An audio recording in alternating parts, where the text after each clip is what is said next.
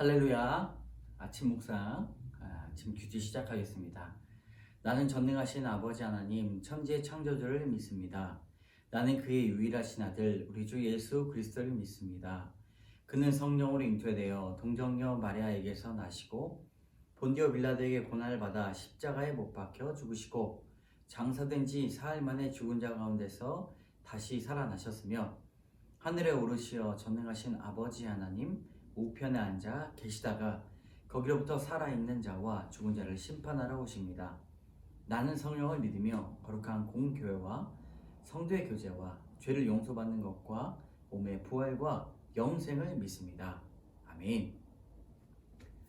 오늘 우리 314장 내 구주 예수를 더욱 사랑, 우리 314장 함께 1절만 찬양하겠습니다.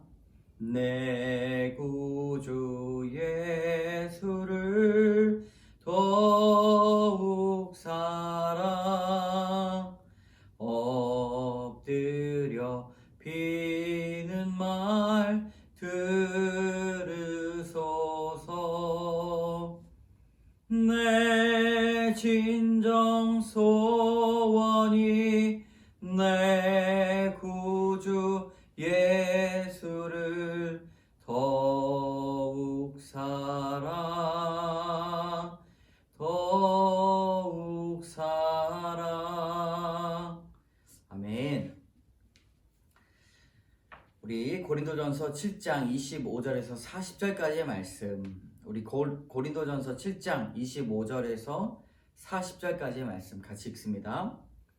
처녀에 대하여는 내가 주께 받은 계명이 없으되 주의 자비하심을 받아 충성스러운 자가 된 내가 의견을 말하노니, 내 생각에는 이것이 좋으니 곧 임박한 환난으로 말미암아 사람이 그냥 지내는 것이 좋으니라.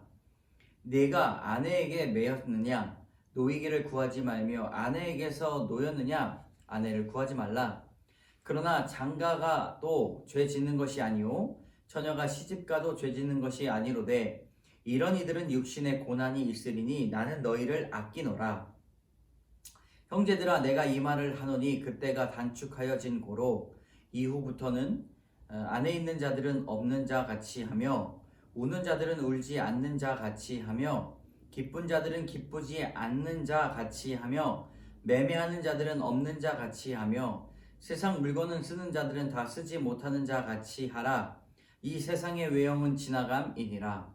너희가 염려 없기를 원하노라. 장가가지 않는 자는 주의 일을 염려하여 어찌하여야 주를 기쁘시게 할까 하되 장가간 자는 세상 일을 염려하여 어찌하여야 아내를 기쁘게 할까 하여 마음이 갈라지며 시집가지 않는 자와 처녀는 주의 일을 염려하여 몸과 영을 다 거룩하게 하려 하되 시집 간 자는 세상 일을 염려하여 어찌하여야 남편을 기쁘게 할까 하느니라.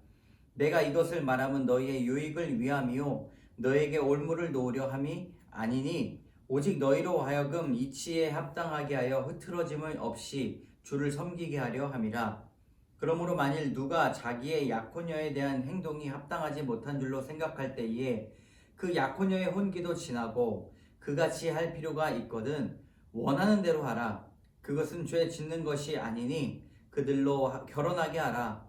그러나 그가 마음을 정하고 또 부득이한 일도 없고 자기 뜻대로 할 권리가 있어서 그 약혼녀를 그대로 두기로 하여도 잘하는 것이니라. 그러므로 결혼한 자도 잘하거니와 결혼하지 아니하는 자는 더 잘하는 것이니라. 아내는 그 남편이 살아있는 동안에 매여 있다가 남편이 죽으면 자유로워 자기 뜻대로 시집 갈 것이나 주 안에서만 할 것이니라. 그러나 내 뜻에는 그냥 지내는 것이 더욱 복이 있으리로다. 나도 또한 하나님의 영을 받은 줄로 생각하노라. 아멘. 오늘은 바울이 임박한 환난 가운데 우리가 결혼을 해야 될지 말아야 될지 고민하는 교인들에게 말을 하고 있습니다. 이것이 하나님께 받지는 않았지만 그가 하나님의 말씀을 선포하는 자로서 하나님의 말씀을 가지고 있는 지혜로서 이렇게 권면을 하고 있습니다. 그러니까 결혼을 하는 것도 죄가 아니고 결혼을 하지 않는 것도 죄가 아니지만 우리가 우리의 신앙의 유익을 위하여서 그 목적에 삼아야 된다라고 말하고 있습니다. 자기의 유익을 삼는 것이 아니라 신앙의 유익을 위해서 그렇게 결정을 하는 것이죠. 무엇이든지 바울은 과부의 재혼이 주 안에서만 가능하나 그냥 지내는 것이 더욱 복이 있다고 말하고 있습니다. 자, 오늘 우리에게 주시는 말씀 독신과 결혼입니다. 주의 자비하심을 받아 충성스러운 자가 된 바울은 처녀에 대한 자기의 의견을 말합니다. 말씀으로 내 죄를 보면서 주의 자비하심을 받아 주께 충성하게 되면 남들이 내 의견을 구하는 인생이 되게 됩니다. 로마의 박해가 임박한 상황에서 바울은 처녀와 총각이 선교의 진력을 다하기를 바랍니다. 결혼해도 죄 짓는 것이 아니지만 독신과 결혼은 옳고 그름의 문제가 아니라 각자 자기의 은사와 믿음에 따라서 결정할 수 있는 선택의 문제라는 것입니다.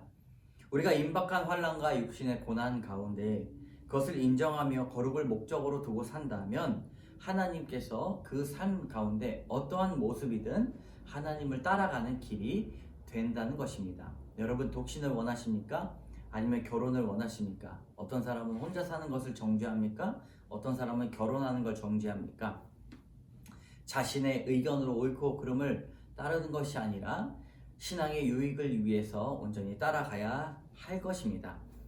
자, 첫 번째 우리 적용의 말씀.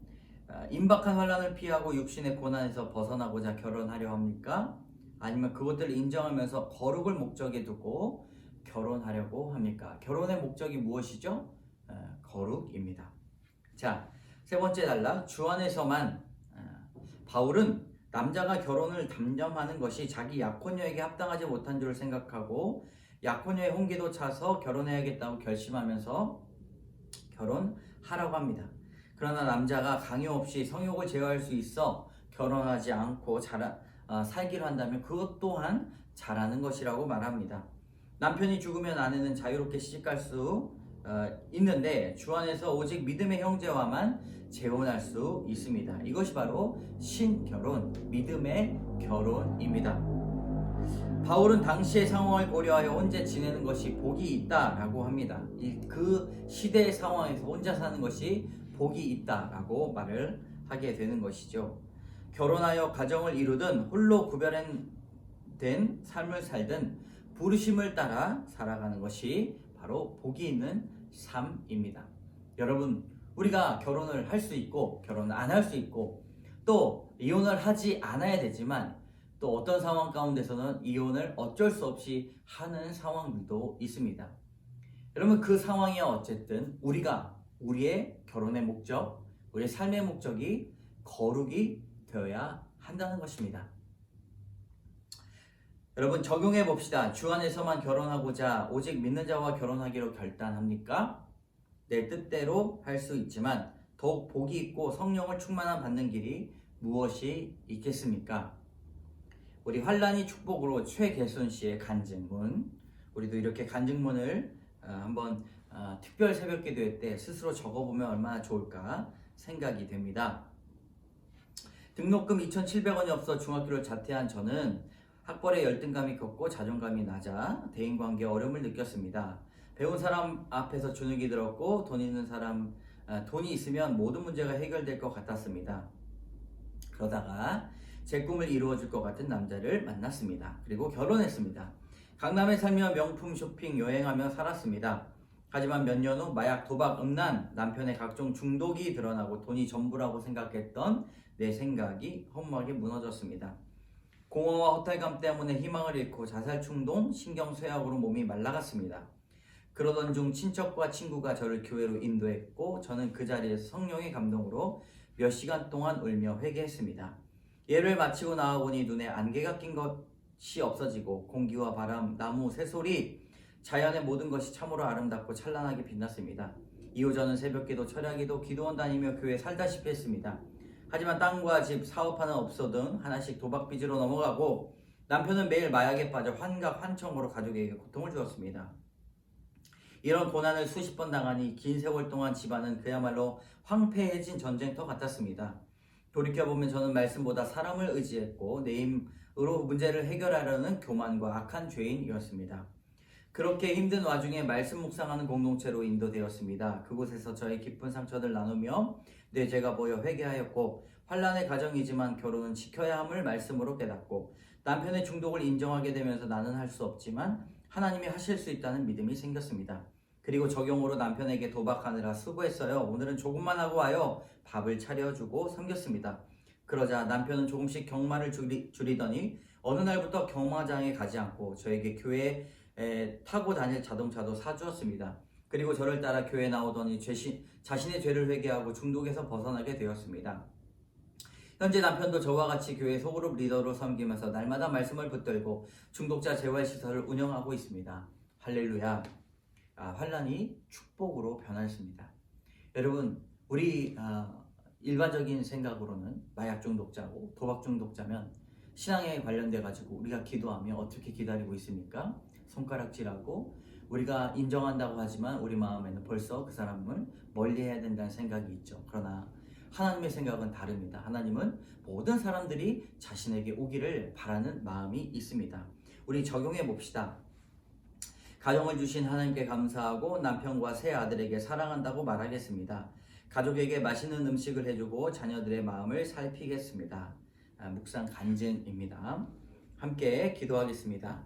주의 자비하심을 받아 임박한 환난 속에서 내 욕심이 아닌 거룩을 목적에 두고 독신이나 결혼을 선택하게 하시고 때가 단축하여진 것을 알고 세상 외형에 침착하지 말고 주를 섬기는 독신이나 결혼이 될 수 있도록 인도하여 주시옵소서. 환난이 축복으로 당연히 바뀔 수 있는 주의 말씀이 있음에도 불구하고 우리가 우리의 죄를 바라보지 못하고 우리의 주제를 알지 못할 때가 너무나 많이 있습니다. 그러나 주님의 말씀 가운데 우리가 거듭나서 살아갈 수 있도록 인도하여 주시옵소서. 말씀을 깨닫게 하여 주시옵소서. 이 모든 말씀 예수님 이름으로 기도드립니다. 아멘.